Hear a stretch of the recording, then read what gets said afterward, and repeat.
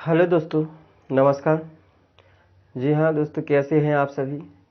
स्वस्थ होंगे, परिवार भी आपका स्वस्थ होगा। तो आज दोस्तों अपन को पढ़ना है मध्य प्रदेश की कल्याणकारी योजनाएं। और जी है भाग फास्ट, क्योंकि कल्याणकारी योजनाएं एक दिन में पूरी नहीं पढ़ाई जा सकती हैं, इसलिए अपन भाग लेके आएंगे। चार चार पाँच पाँच योजनाएं लेके आएंगे डेली, उनके बारे में बताएंगे। ये योजना बहुत इम्पोर्टेंट है, जो चला दी गई हैं, बहुत ही जो है लाभदायक हैं और जो है आती भी है एग्जाम में, कई बार पूछी जाती हैं। तो पहली है अपनी कौन सी, दीनदयाल समर्थ योजना। ये कब जो है आई थी? ये आई थी 2004 में, बिल्कुल 25 सितंबर 2004 को प्रारंभ किया गया इस योजना को। और इसका उद्देश्य क्या रहा? इसका उद्देश्य यह था कि जो है समाज के तहत निःशक्त बच्चों को, जो बेचारे कैसे हैं, निःशक्त अर्थात असमर्थ हैं, पैसे नहीं है जिनके पास, उनको क्या दिया जाएगा? निःशुल्क शैक्षणिक सामग्री यानी पढ़ने के लिए स्लेट, बत्ती, पुस्तकें, बैग आदि क्या किए जाएंगे? दिए जाएंगे। साथ में भी उनको छात्रवृत्ति यानी कि जिसे अपन बोलते हैं पैसा जो आता है, तो छात्रवृत्ति भी दी जाएगी। रोजगार के व्यावसायिक क्षेत्र में 1% का क्या दिया जाएगा? उनको आरक्षण भी दिया जाएगा। सरकार की ओर से ये भी कहा गया कि जो रोजगार है और जो व्यवसाय है, यदि वो रोजगार करते हैं, कहीं पर जाते हैं, वहाँ पर जाके व्यवसाय करते हैं, तो उन्हें 1% की वहाँ पर क्या दिया जाएगा? आरक्षण छूट दी जाएगी। और साथ ही साथ जो सरकारी नौकरियाँ होंगी उनमें भी 6% का आरक्षण की व्यवस्था की गई है। तो जो दीनदयाल समर्थ योजना थी, जो दीनदयाल जी के ऊपर जो है क्या की गई? बनाई गई है। इस योजना में क्या था कि जो गरीब व्यक्ति हैं, गरीब व्यक्तियों के बच्चे हैं, उनको छात्रवृत्ति जाएगी। निःशुल्क क्या दिए जाएंगे? जो है सामग्री दी जाएगी पढ़ने लिखने की, और उनको साथ में छात्रवृत्ति भी दी जाएगी। और व्यवसायिक क्षेत्र में कुछ छूट दी जाएगी, साथ ही नौकरियों में भी उनको छूट दी जाएगी। बिल्कुल इसको याद रखना है, इस योजना को, बहुत इम्पोर्टेंट है। जी हाँ, आगे चलते हैं, अगली योजना देखते हैं कौन सी है। आइए, अगली योजना है, जी आती है अपनी अंत्योदय उपचार योजना। जी हाँ, दूसरी योजना कौन सी है?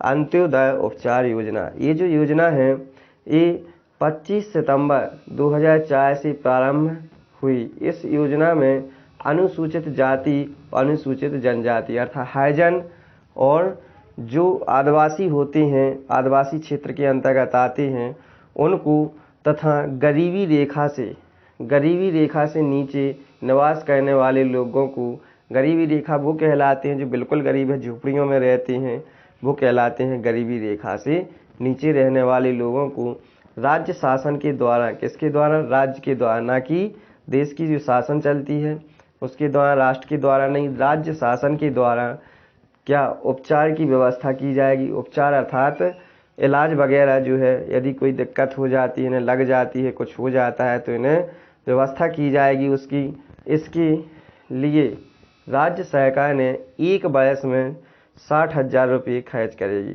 अर्थात इन दोनों में से, चाहे वो अनुसूचित जाति का हो या अनुसूचित जनजाति का हो, इसमें से किसी भी व्यक्ति को कुछ बीमारी हो जाती है या कहीं कुछ हो जाता है अचानक, तो इसको अस्पताल में वो जाएगा जब, तो उसके उपचार के लिए एक वर्ष में 60,000 रुपये तक जो है कौन देगी? सरकार देगी, ताकि उसका इलाज हो सके। क्योंकि वो समर्थ नहीं होते हैं बेचारे, जो है क्या होती हैं, इतना पैसा नहीं होता उनके पास, इस वजह से दिक्कत में आ जाती हैं।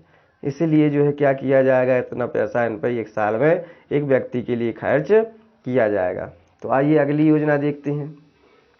अगली योजना है, तीसरे नंबर की योजना आती है मध्य प्रदेश की कल्याणकारी योजना में तीसरी है ऑपरेशन ब्लैक बोर्ड योजना।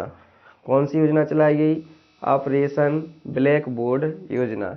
ये कब चलाई गई दोस्तों? ये चलाई गई 1986 में। इसको प्रारंभ किया गया। प्रत्येक प्राथमिक शाला में, जो प्राथमिक शाला अर्थात 1 से जो 5 तक शालाएँ होंगी, उन शालाओं में यानी उन विद्यालयों में 2 शिक्षक होंगे। कितने शिक्षक होंगे दोस्तों? उसमें 2 शिक्षक का प्रावधान रखा गया सरकार के द्वारा, जिसमें एक महिला होगी। एक महिला होना उसमें अनिवार्य थी, एक पुरुष तो एक महिला भी उसमें होगी प्राथमिक स्कूल में।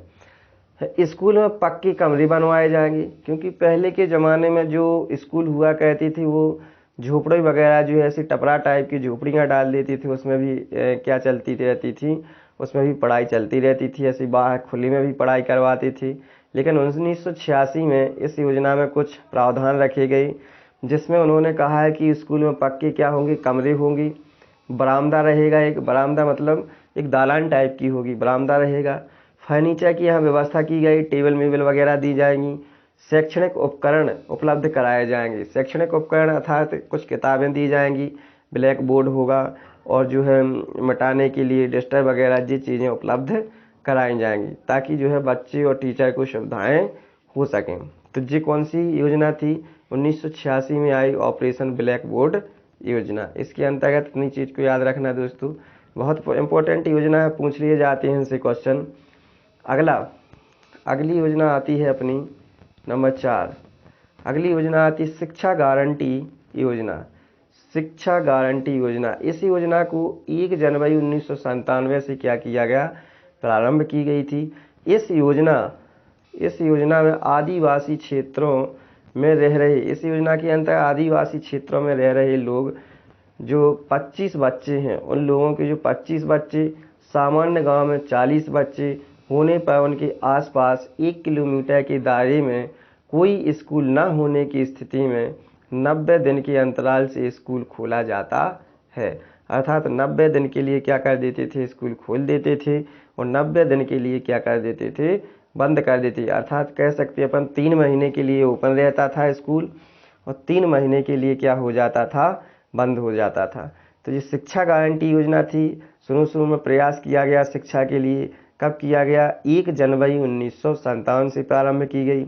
इस योजना में किसको, केवल आदिवासी क्षेत्रों में जो आदिवासी पिछड़े हुए हैं, आदिवासी व्यक्ति थे, उनकी यदि वहाँ पर 25 बच्चे मिल जाते हैं, और सामान्य क्षेत्रों में यदि 40 बच्चे होने पर उनके आसपास 1 किलोमीटर के दायरे में यदि स्कूल नहीं होता है, बड़ा स्कूल, जैसे कि आसपास में कोई गांव नहीं होता है, बड़ा शहर नहीं होता है, तो 1 किलोमीटर के दायरे में क्या करते थे, ना होने की स्थिति में 3-3 महीने के लिए वहाँ पर स्कूल को खोल दिया जाता था। तो 3 महीना वहाँ पर स्कूल ओपन रहता था, 3 महीने बंद रहता था, 3 महीने फिर ओपन कर दिया जाता था, खोल दिया जाता, 3 महीने के लिए फिर से बंद कर दिया जाता था।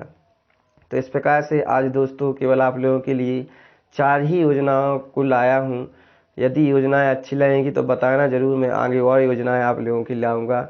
जी भाग फर्स्ट रहा और सेकंड दूसरा ज़रूर लाऊंगा, हो सकता है कल ही लेके आऊँ, योजनाएं आगे बढ़ेंगी अपनी, उनके बारे में आप लोगों को बताऊंगा। ये इम्पोर्टेंट है, इनको सीख लेना। इन योजनाओं से जो है क्वेश्चन आते हैं कंपटीशन एग्ज़ाम में, और कमेंट ज़रूर करना, कमेंट ज़रूर करना, बताना कैसी आपको जो है शिक्षाएं जी लग रही हैं, मैं जो पढ़ा रहा हूँ कैसा आपको सामान्य ज्ञान लग रहा है। इसी प्रकार से मैं आप लोगों को मध्य प्रदेश का सामान्य ज्ञान पढ़ाता रहूँगा। जी हाँ, बताइएगा ज़रूर। अच्छा ठीक है दोस्तों, नमस्कार।